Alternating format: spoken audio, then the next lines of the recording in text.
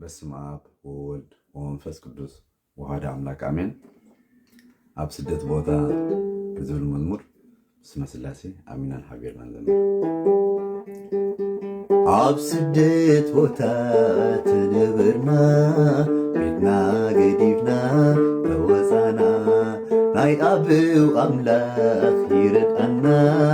ሓዘን ካባና ይርሕቐና ኣብ ስደት ቦታ ተነበርና ቤትና ገዲፍና ተወፃና ናይ ኣብው ኣምላኽ ይረድአና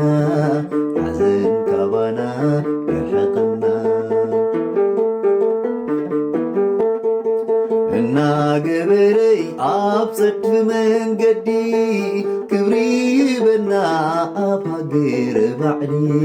ሓይልና ሕደስ ኣብ ስደት ሃገሪ ምሳና እዩ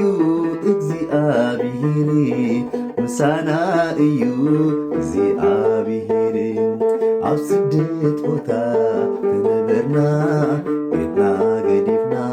ተወፃና ናይ ኣብው ኣምላኽ ይረድአና ሓዘን ካባና ይርሕቐና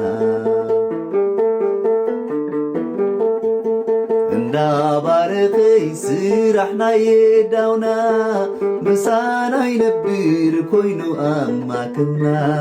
ኣብ ባዕድ ሃገር ትጉሃት ውን ኮና ካብ ፀላትና በርቲዑ ሓይልና ካብ ፀላትና በርቲዑ ሓይልና ኣብ ስደት ቦታ ተነበርና ቤትና ገዲፍና ተወፃና ናይ ኣብው ኣምላኽ ይረድአና ሓዘን ካባና ይርሕቐና ስሙ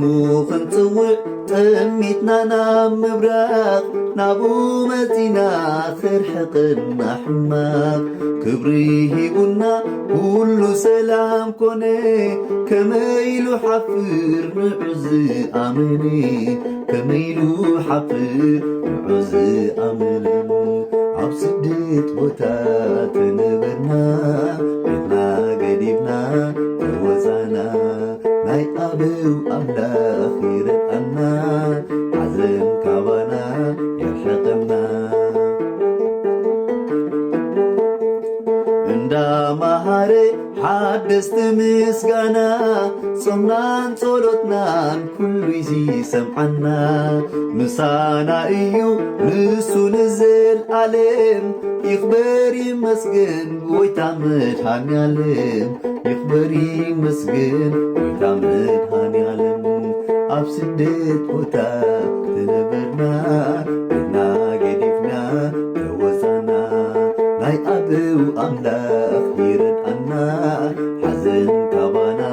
ይርሕቐና ኣብ ስደት ቦታ ተነበርና ቤትና ገዲፍና